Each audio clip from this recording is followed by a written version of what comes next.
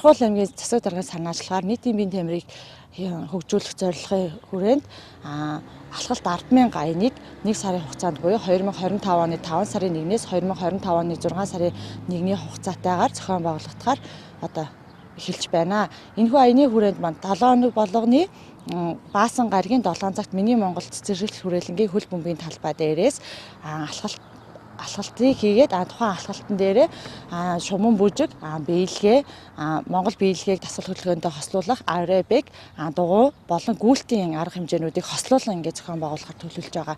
Тэгээд энэ маань 7 хоног болгоны 5 дахь өдрийн 7 цагт эхлэх байгаа. Тэгээд энэхүү үйл ажиллагааны маань нээлтийн үйл ажиллагаа нь болохоор 2025 оны 5 сарын 2-ны өдөр 7 цагаас одоо эхлэхээр бэлэн болоод байна. Энэхүү аянд маань болохоор төрийн болон төрийн бүх шатны байгууллагууд оролцох байгаа. Тэгээд бүх байгууллагуудаа одоо энэхүү арга хэмжээндээ идэвхтэй оролцохыг уриалж байна.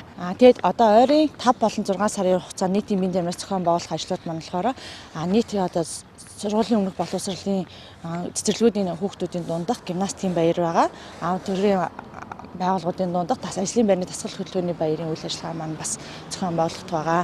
Мөн 4 сарын 15-наас 6 сарын 15-ны хугацаанд бүх албан байгууллагуудын иргэдийг албан хаагчдыг бие бэлтрийн түвшин тогтоох сорилт хамруулад тэндээсээ дүн шинжилгээ хийгээд буцаад албан байгууллагуудад нь танилцуулах одоо үйл ажиллагаа бас хийгээ явуулж байгаа.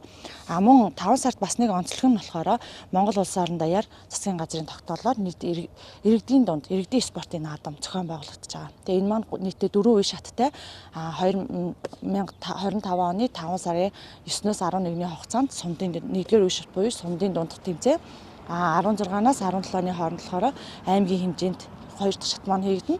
Тэгээ 3 дахь шат маань болохоор Дархуул аймаг маань Төвийн бүсийн тэмцээн маань зохион байгуулагдаад тэндээсээ улсын 4-р шат буюу улсын аварта оролцох ийм тэмцээнүүд маань үе шаттай зохион байгуулагдахаар төлөвлөгдөөд ингээд явж байна.